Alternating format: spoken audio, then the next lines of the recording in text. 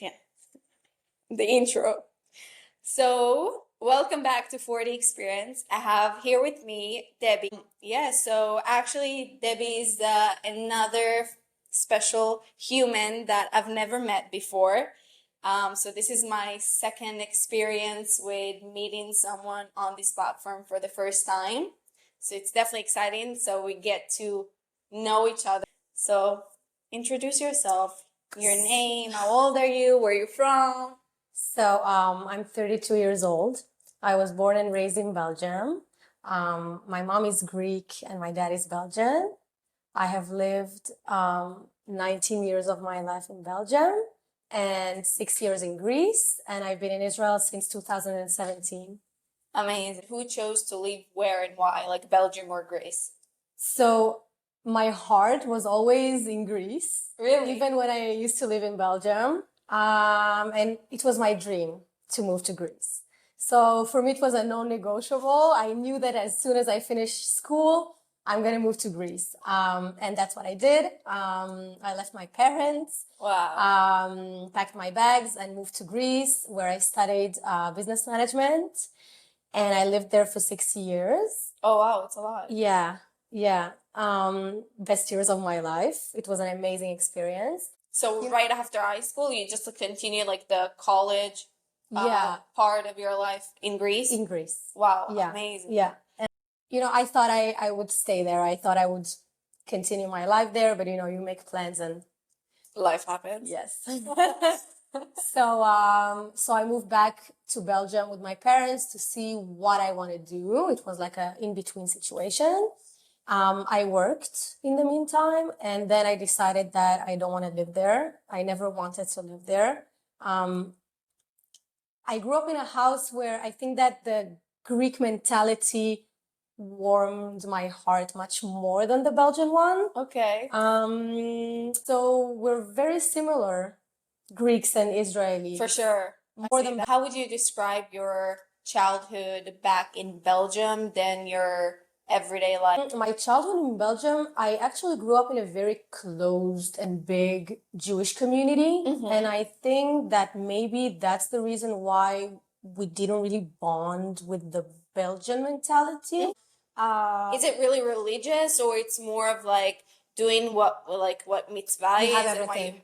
You have everything. You have very religious people, you have Okay. Hasidic people, and you have people like we are that are traditional Yeah. and know everything, but are not shomer Shabbat or shomer kashrut. There is a variety. There is a variety in general in Belgium, and it also, you could see it in the schools. There were different schools. Like my school was the most basic one, Okay. religiously. Okay. I anyways learned Tanakh, Toldot, Mishnah, everything, but Okay. it was only knowledge. So you stayed inside of that community, so Yeah. you haven't really experienced Belgium. That's what I felt.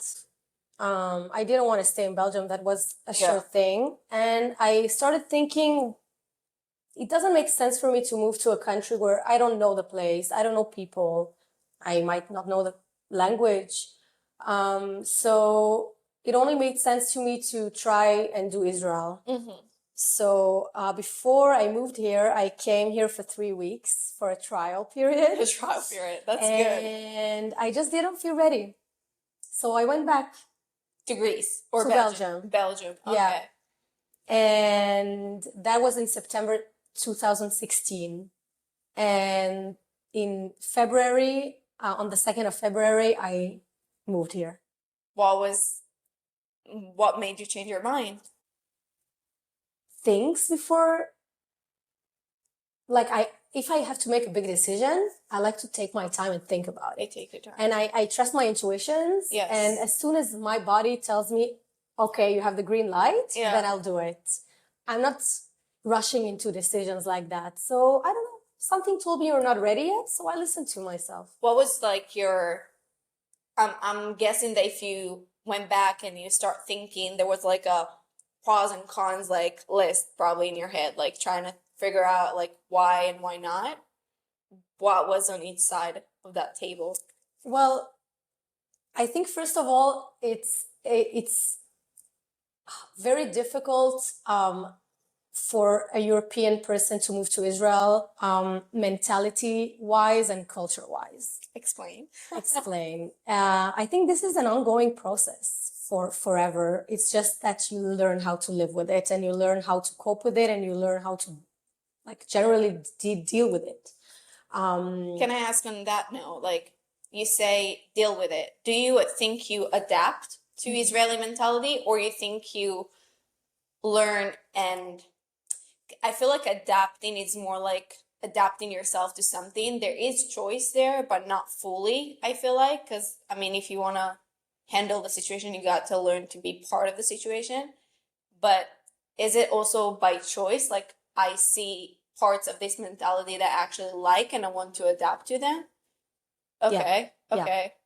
There are a lot of things that I don't like, and there are a lot of things that I do like, and that helped me so much in life, and that I would have never learned if I wouldn't make that step. Amazing. I do think that adapting yourself to a situation might be two things. You can adapt yourself by saying, okay, I'm going to become like that as well because I have to be part of it. Mm-hmm. And you can also adapt yourself by telling yourself, okay, I am dealing with this without, I'm not letting it affect me in a negative way.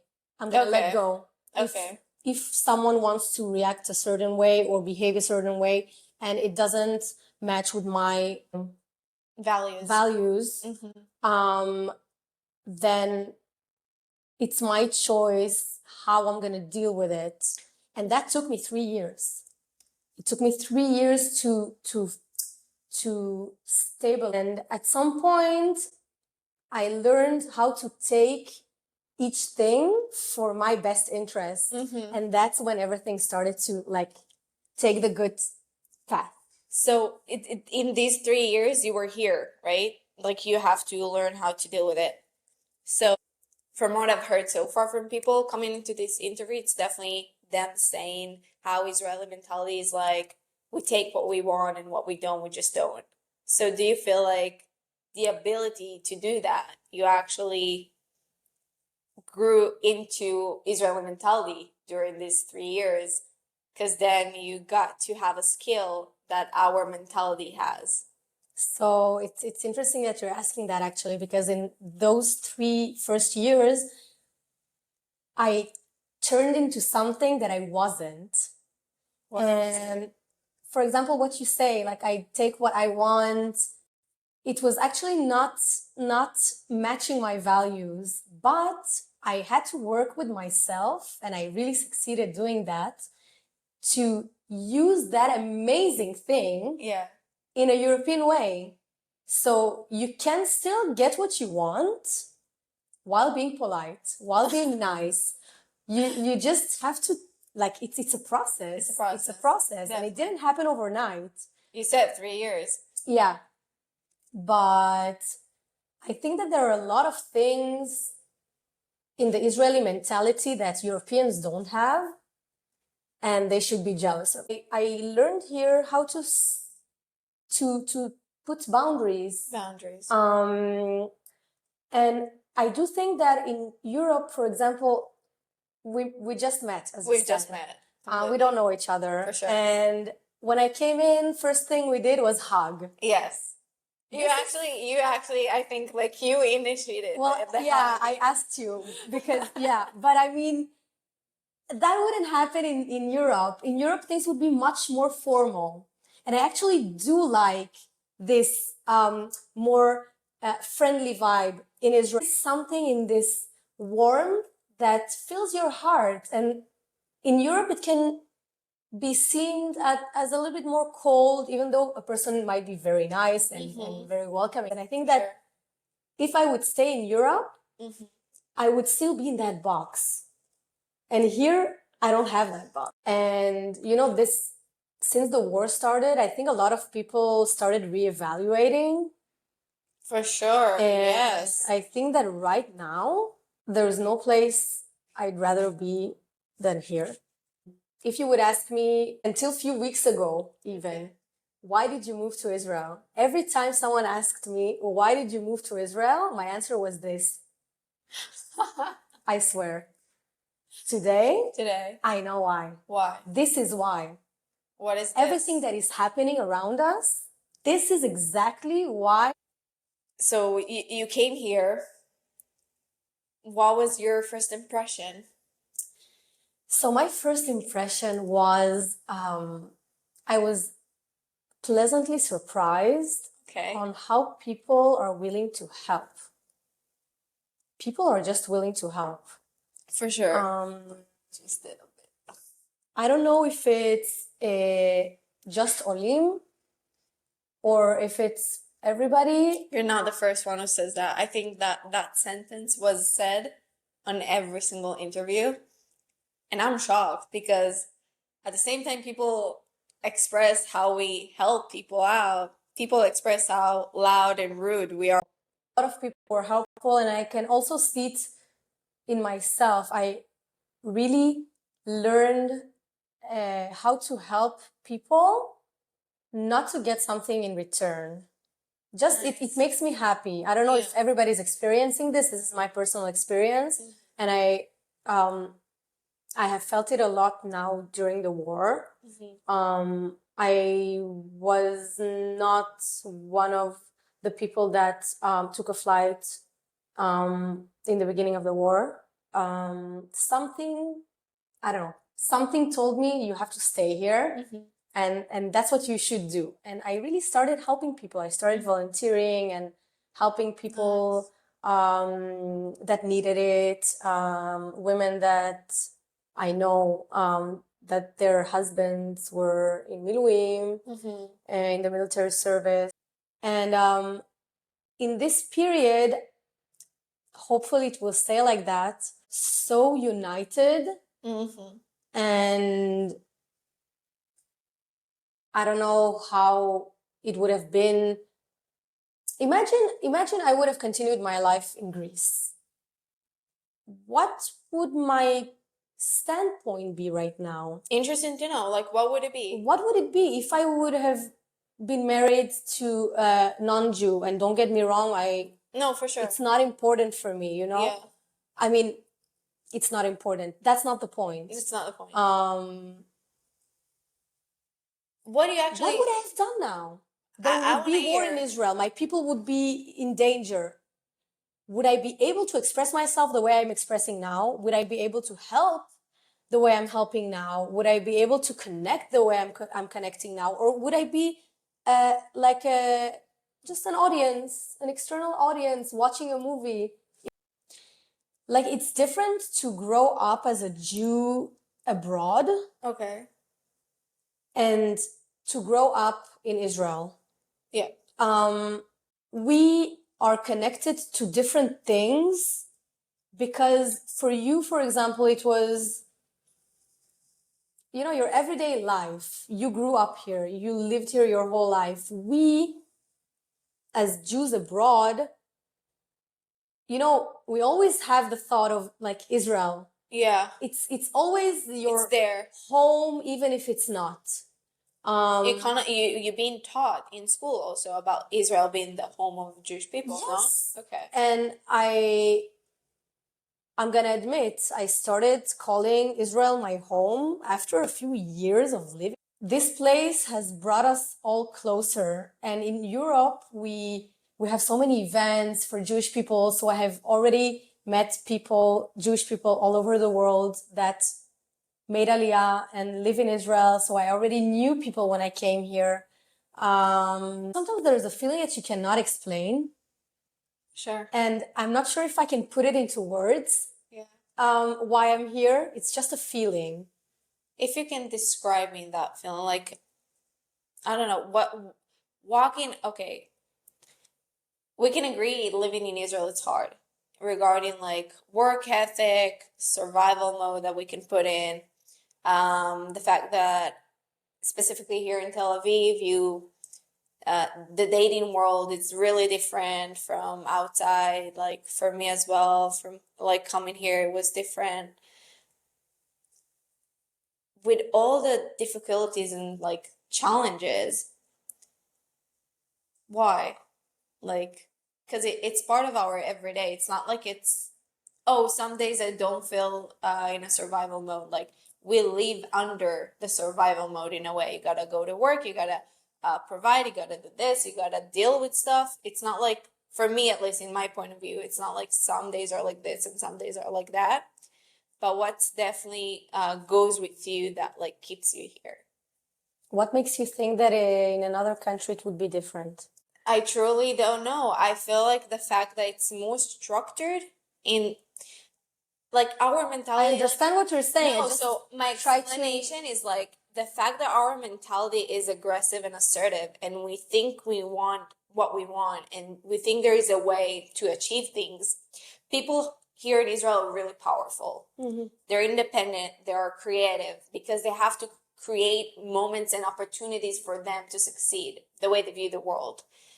And in Europe, it's not like that. You don't have to do that. People already open the door for you. You just have to go through it. You're smiling. I'm smiling because I totally understand what you're saying, and that's what I've been going through all these years. You have difficulties everywhere. Sure. The difficulties that you're going through here are more difficult. I think that you, in order to be really peaceful with the good and the bad things, you must find your balance.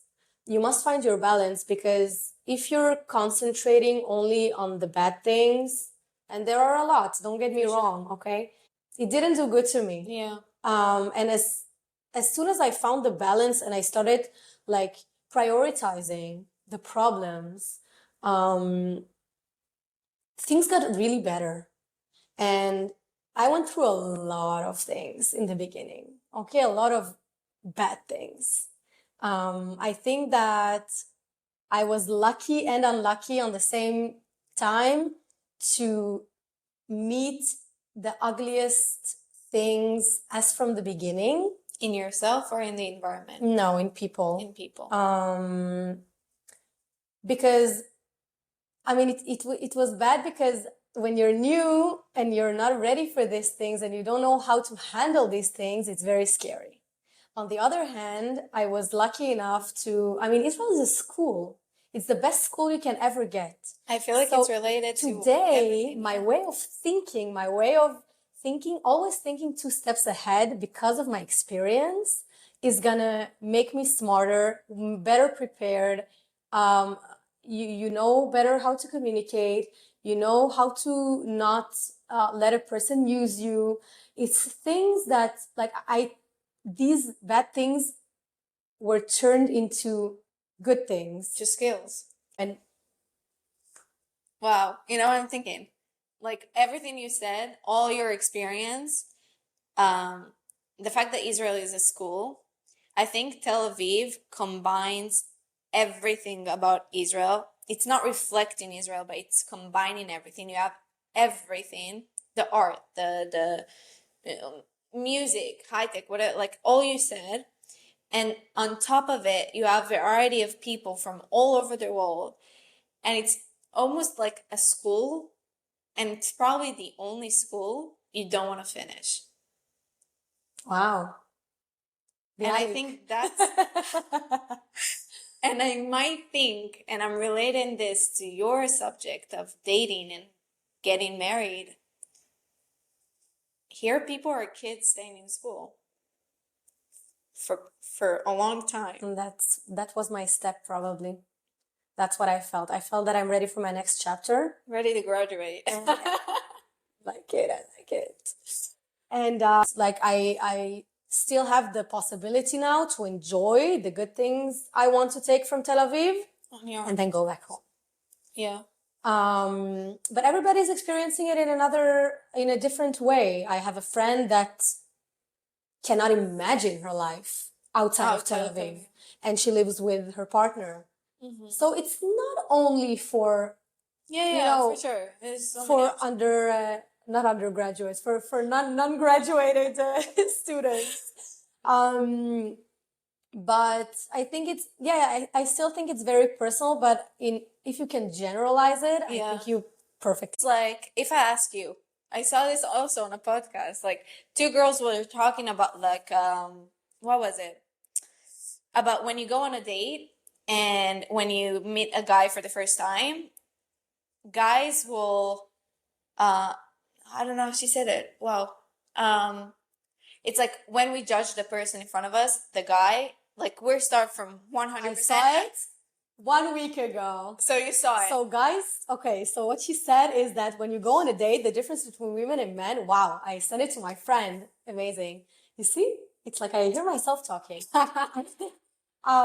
So men start from zero and you have to prove yourself and build up to become a 100. Yeah. When we go on a date, they say that we start from 100. Oh my God, this is the perfect guy. And Yeah. suddenly with time Yeah. flying by, you see things that you don't like and that you don't like, and then it goes lower and lower. But we should do the same. We should do the same. We should let them prove themselves to us to become 100. For sure. So I'm relating this to what you said, that we go out and we actually check out from the list what we don't like. But then I'm bringing this up, like this is what we're doing from starting from 100 and go down. So it's better to go and recognize the things that we enjoy and want to be. And this is also the platform, like sitting with people. I get to hear your perspective and I get only to take all the values and all the hard lessons that you went through and apply them to my life. And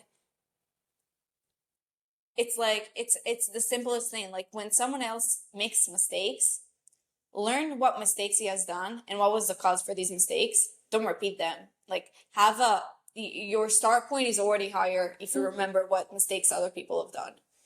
Because you will not repeat them. You have the knowledge of avoiding them, and it's just a higher like start point, in my opinion. I'm not sure if I can relate to that. For sure, you don't have to. Yeah, because I'm not sure that other people's mistakes would be your mistake too. Something that might have been a mistake for me could have been the right choice for you. So I don't think that you have to not repeat other people's mistakes. You have to maybe understand the point of it, but interesting. I think that you have to make your own mistakes in order to get closer to what's good for you. Don't be afraid to make mistakes. Don't be afraid to fail. If you have a goal, you're gonna get there. Yeah. It's okay to fail sometimes. It's okay to make mistakes and to learn from them. If you learn from them, you just opened your present. You opened your gift. Of course. It's definitely not black and white. It could be so many perspectives to it. Yeah. Great. You see, I like this. This is like, I love what I'm doing.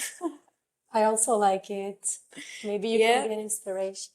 No. I'm here to be inspired, to be honest. Why? I'm here because I enjoy. People here. Why can't we equally be inspired? No, you can. Yeah, I will be really flattered. But I came to this position because I want to be inspired. Be inspired, learn. I love listening to people. I think like it's the most beautiful thing, seeing and listening to other people experience. Because I don't know, it's fun. Like you got to experience feelings and moments that I've never had the chance to. And it's fun. Like, oh, I wanna experience what it's like to come to a completely new country and meeting people, or struggle in those like moments that you had to struggle, or hard moments you had to go through. Like that's my way to feel more through somebody else.